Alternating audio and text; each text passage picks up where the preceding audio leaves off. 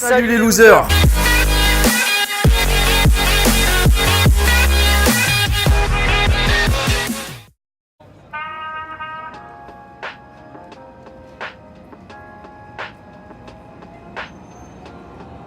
Aujourd'hui, on est là pour une seconde vidéo sur le thème de l'échec. On va aller directement rencontrer les gens sur le terrain pour comprendre leurs idées reçues. En effet, Quentin, on va chercher à voir ce que pensent vraiment les Français de l'échec et si ça représente une barrière dans la vie de tous les jours pour entreprendre. Qu'est-ce que tu fais dans la vie? Tu as un métier, tu es étudiant? Je suis étudiant en L1 éco-gestion. Je suis thérapeute. On est lycéenne, en secondaire. Qu'est-ce que t'évoques le mot échouer? C'est ne pas réussir à un but qu'on s'était donné. Ça nous permet d'évoluer et que c'est bien d'être bas pour après réussir à monter plus haut. Ne pas arriver à son but. Ne pas réussir quelque chose, c'est ne pas avoir atteint ce qu'on voulait atteindre, un but. Déception.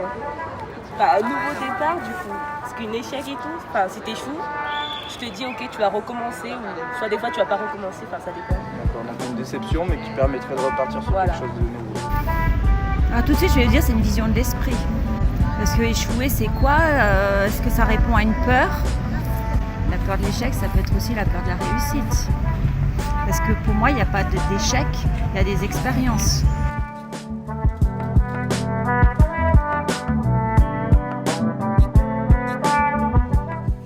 Est-ce que tu penses que le fait d'échouer ça peut être une honte pour toi?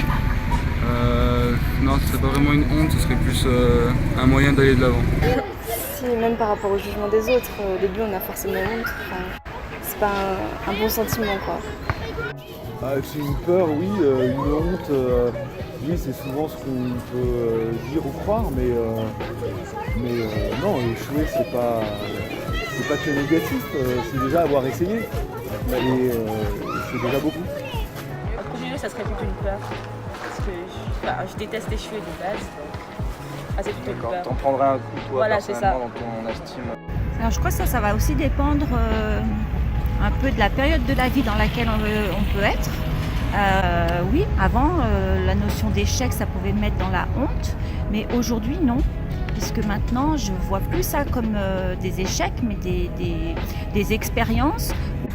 Si tu avais un échec dans la vie de tous les jours, est-ce que tu aurais peur d'en parler autour de toi, tes amis, ta famille? Non, au contraire, je pense que ce serait la première chose que je ferais pour justement, comme j'ai dit juste avant, me relancer et Avoir du soutien? avoir du soutien. Oui, assumer de parler de certaines choses, ça peut aussi ouvrir d'autres portes. Parce que le fait d'échanger avec quelqu'un dessus, la personne va me donner aussi un point de vue qui, du coup, va pouvoir peut-être me donner d'autres ouvertures.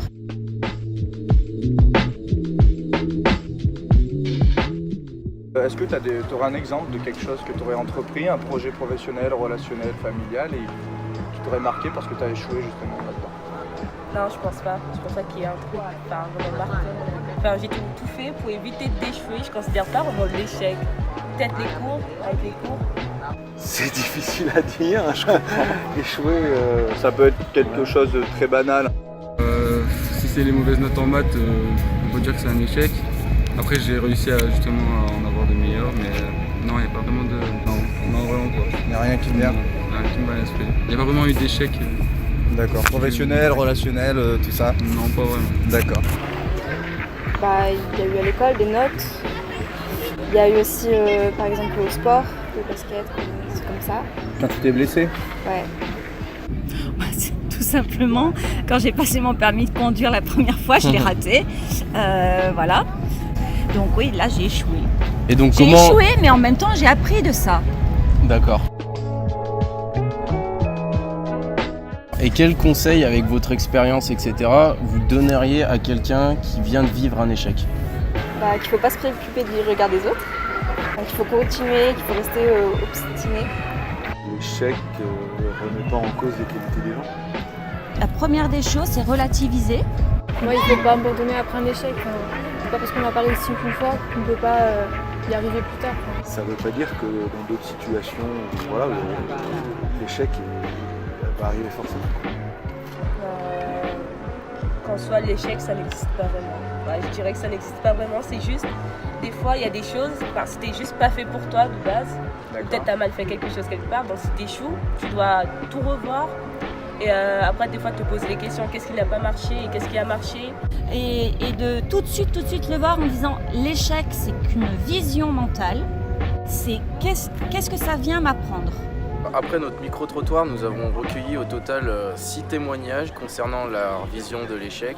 Bien sûr, nous avons essuyé de nombreux refus qui ont donc été causés pour plusieurs raisons, surtout venant donc d'une peur ou d'une honte d'aborder leur vision de l'échec ou même de parler de leurs échecs. On retiendra surtout de ce micro-trottoir que l'expérience des personnes permet de prendre du recul sur l'échec et des bénéfices que l'on peut en retirer. Plus une personne a de l'expérience, plus elle a une vision positive de l'échec. Au contraire, les jeunes ont plus tendance à être craintifs face à l'entrepreneuriat, de peur de repartir à zéro ou de subir une vision de honte. Pour conclure, on peut dire que ce micro-trottoir est une très bonne expérience qui nous a permis de nous rendre compte de l'appréhension des Français par rapport à l'échec, même si certains témoignages tendent à nous montrer un petit peu l'inverse, qu'on a une évolution des esprits.